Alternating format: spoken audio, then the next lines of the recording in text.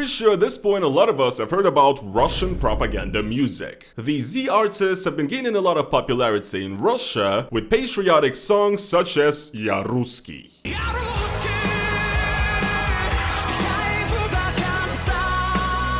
A lot of these Z songs been getting a lot of views and have had a good run. However, things have just changed because the European Union has officially sanctioned a few of the most popular Russian propaganda musicians, essentially for supporting the Russian government. And now after this, Spotify and other music streaming platforms have deleted their music from their libraries, and YouTube has also taken down all of their channels. So yes people, it is absolutely over for Russian propaganda music.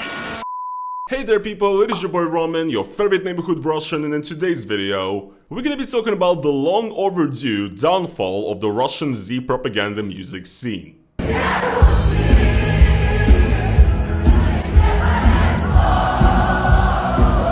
And as a Russian who's left Russia myself, I find this kind of propaganda music absolutely fascinating, so I just want to use this chance to laugh and glee over these horrible people being banned. Packwatch, you know what I'm saying? Packwatch. Smoking on that SHAMAN pack, that's crazy.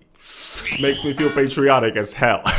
But before we continue, I'd like to make one announcement because I want to tell you guys about the Gopnik plushies that I just released in collaboration with Makeshift. Yes, this right here is a plush toy based on the classic Russian hoodlum gangster known as the Gopnik, who's got a beer in his hand and an Adidas tracksuit. I've already actually released these about 2 years ago. You guys loved it, so now as part of Makeshift's Time Warp events, you can get these once again for a limited time only. And if you get one of these, you're not only going to be able to defend your house from Western spies, but you'll be also supporting your boy. If you guys would like to get one of these little memorabilia pieces, then go over to the link down in the description on the Makeshift website and get yourself a Gopnik 2.0. Now let's get back into it. Now in case if you guys are not familiar with the situation in Russian music at the moment, in short, basically, any artist or musician that does not agree with the war in Ukraine and that does not agree with what the government is doing, these people are basically getting completely banned from performing in Russia. All of their concerts are getting cancelled. None of the venues essentially would take them because they get a message from the police saying that this person is not allowed to perform. A lot of the more outspoken anti-Z artists are actually being labeled as foreign agents and sometimes even criminals. Like for example, the Russian rapper Oxymiron.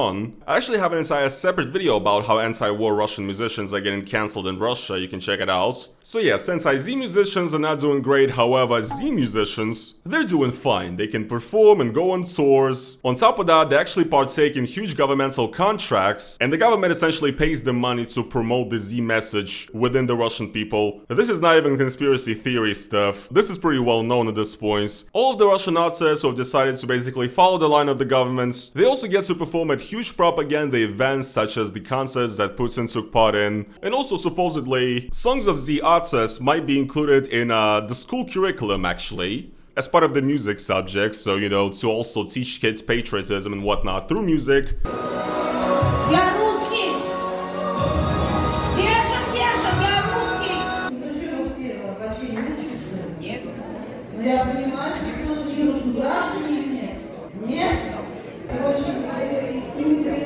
Kids are going to be listening to Ya Ruski and learning it by heart. Incredible. So yes, essentially if you're a Z artist right now in Russia, you're doing pretty well for yourself. Yes, they do make you do some annoying stuff sometimes. You do have to go to the front lines to sing in front of soldiers and everything. Probably inconvenient for a megastar, right? Who's in it absolutely only for the money. They're all grifters. All these people are sellouts, right?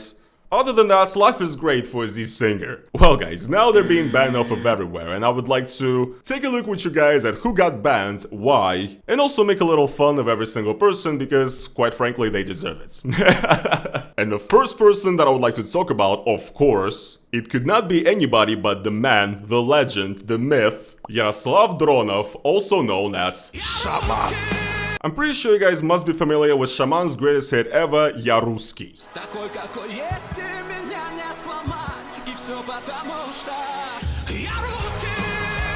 Yes, that song was absolutely insane. That was literally the point where I feel like for a lot of people who are Russian but not Z, that's when it like crossed to the realm of like self-parody, you know what I mean? Where if you would tell somebody 10 years ago that there would be a hit song in Russia where the fucking chorus would be saying, I'm Russian, like that's the fucking chorus, I'm Russian. and then saying I'm Russian in spite of the entire world. If you would tell somebody that, they'll be like, what are you talking about, bro? Like, what do you mean? It's beyond like parody and irony in how insanely bad and like fake patriotic it is, you know what I mean? It's like America, fuck yeah. America, fuck yeah. Kind of like from Team America, you know what I'm saying? It's ridiculous. Well, since Ya Ruski, Shaman has had a couple of hits for sure. He's not a one-hit wonder actually, he's still pretty popular within the Z side of the Russian internet, and he's actually selling out tours in Russia. One thing a lot of people have been noticing in particular about Shaman is that he's changed up his look a little bit, you know what I'm saying? He used to have those dreadlocks and he looks a lot like he's trying to be Playboy Cardi essentially, bro think he Cardi. And he was actually criticized for the dreads being Western, to which he replied saying that his dreads are actually meant to represent the ear of wheat on a field, on a Russian field, right? After that, he's actually changed his look. Now he's got a kind of a, you know, a bit of a Hitler Youth haircut kind of going on, you know what I'm saying? And also, like, he's kind of been really toying around with the aesthetic a lot recently. He had this music video that he shot on the Red Square where he had his haircut, he was wearing all, like, leather outfit, and he also has this armband now, like, right on his shoulder here with the Russian flag. And I mean, like, there is no way he doesn't know what this looks like, you know what I'm saying? He's intentionally doing this, he's kind of trolling, which is crazy. But other than making a lot of Z songs, Shaman also makes a lot of songs about love and whatnot, so he's kind of became a new sex symbol for a lot of like 50-year-old grannies in Russia, kind of, and middle-aged women, you know what I mean? If you check out a lot of the crowds at Shaman concerts, they're basically like, you know, babushkas basically, which is hilarious. And Shaman is toying with that too. Recently he's been in the news for saying that he doesn't wear any underwear. Не совсем понимаю как бы концепцию нижнего белья, для чего оно нужно, поэтому я не ношу нижнее белье. Трусов у меня нет, никогда не было. So yes, he wears those leather pants. He's just raw dogging it essentially, which is insane. But yes, essentially Shaman, of course, as far as his background goes, he's absolutely an industry plant. He has participated in Russian versions of like The Voice or whatever. Друзья, давайте все вместе вспомним путь этого конкурсанта на нашем проекте «Фактора». Меж нами памяти туман, ты как во сне. Молодец. Главное, только не забывай о том, что ты молодец. Главное пожелание, чтобы башню не снесло. У меня не было четкого представления, кто я. Я, в принципе, за этим и пришел на проект, чтобы мне помогли. Я повсюду иностранец, и повсюду я вроде бы свой. Я русский. He's been picked up by one of Russia's major producers, and he's been made into this like Z star. He took the opportunity of the war essentially to start making these patriotic songs and to get huge crowds, and to get sold out tours, and to get money from the government. So his grift is going great, but now he's been actually sanctioned by the European Union, so he's basically banned from Europe forever. And his music was deleted from Spotify, and his channel has also been banned on YouTube, so big L right there. The funniest to me though is that Shaman actually had responded to these sanctions or to himself being banned. So this was the first post right here saying, меня включили в санкционный список ЕС, потому что я русский. I love that. That is so amazing. At this point, he represents the entirety of Russia, you guys. That's how everybody's feeling now. And then recently he's done yet another post. Мой YouTube канал заблокировали, потому что я русский.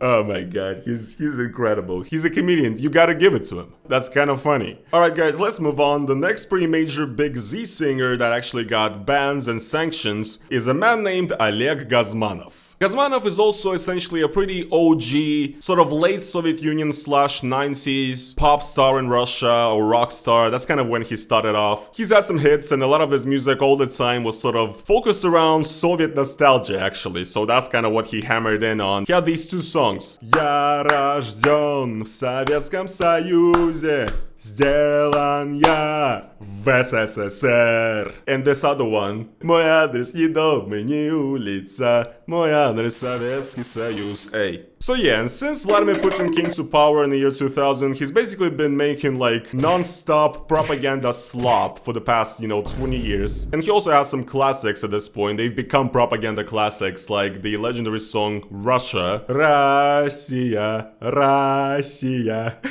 And right now, of course, obviously, he's also super pooper Z. He also, of course, performs for soldiers on the front line. He's always present at all of these governmental concerts, propaganda events, etc. So he's fully Z, he's fully in it. Another funny thing is that recently there's been rumors that this guy actually was trying to get an Israeli passport behind everybody's back. So, you know, biggest patriot of Russia ever, by the way. And now this guy is also sanctioned and banned from YouTube and Spotify. RIP. You really are back in the Soviet Union now, my guy. The next artist I would like to mention is the Russian band LYUBE.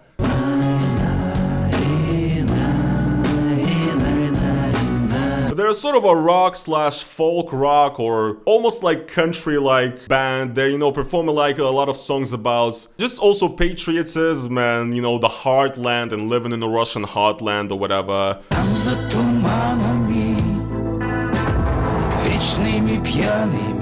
It's all very Russian. I fucking don't like it, but supposedly it's actually Vladimir Putin's favorite band. He's said this publicly before, that LYUBE is his favorite band. And LYUBE has always been Z and kind of patriotic forever. One of LYUBE's actually first hits was a song called "Не валяй дурака, America," and the whole song was about how, like, we're gonna get Alaska back or whatever. That was in 1990, so there's also that classic "Комбат, батяня, батяня, комбат. За нами Россия, Москва и Арбат."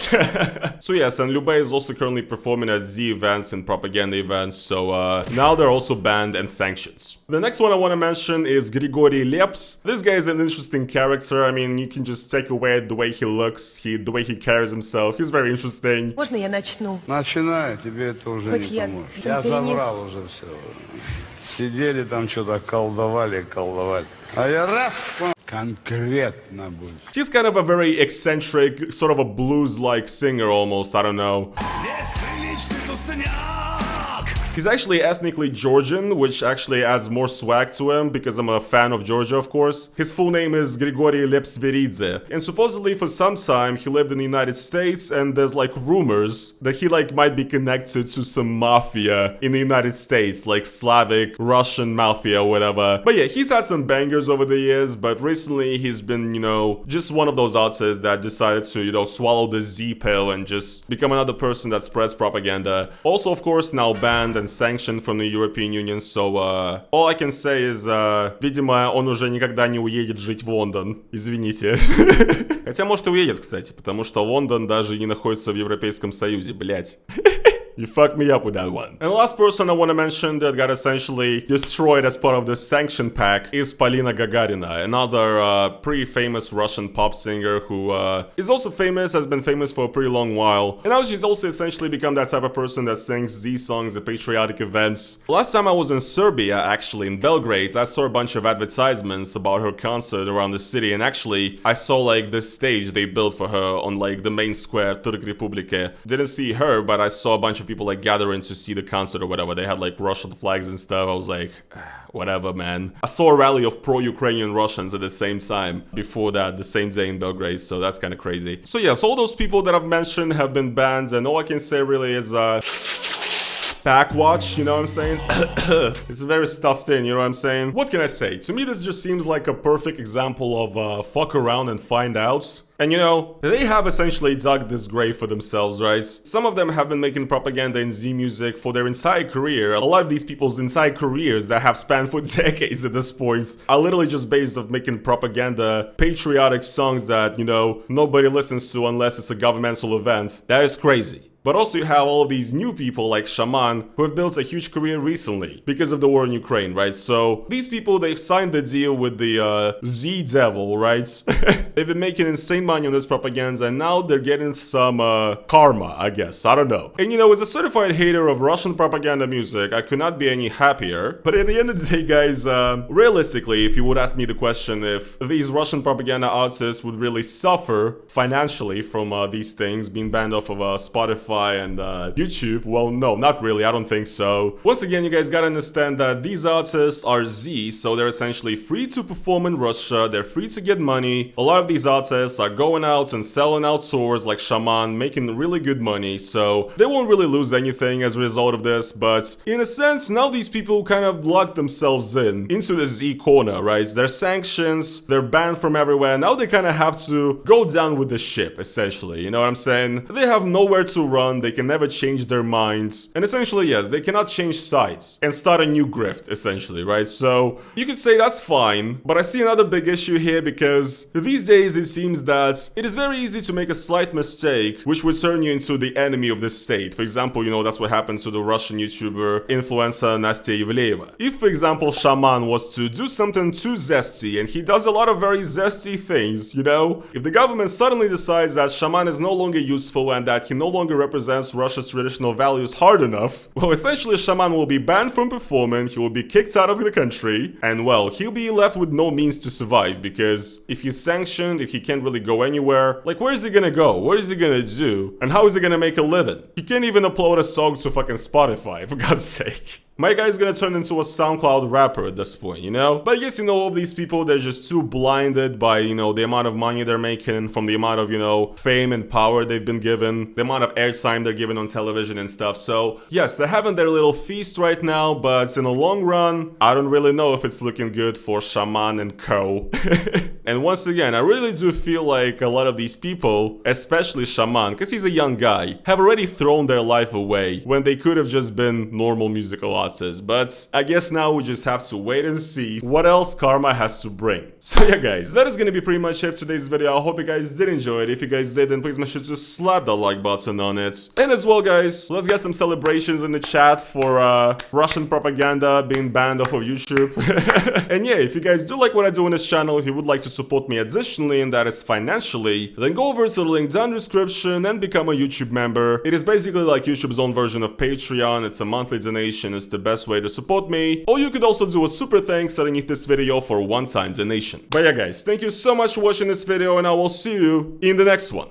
Peace.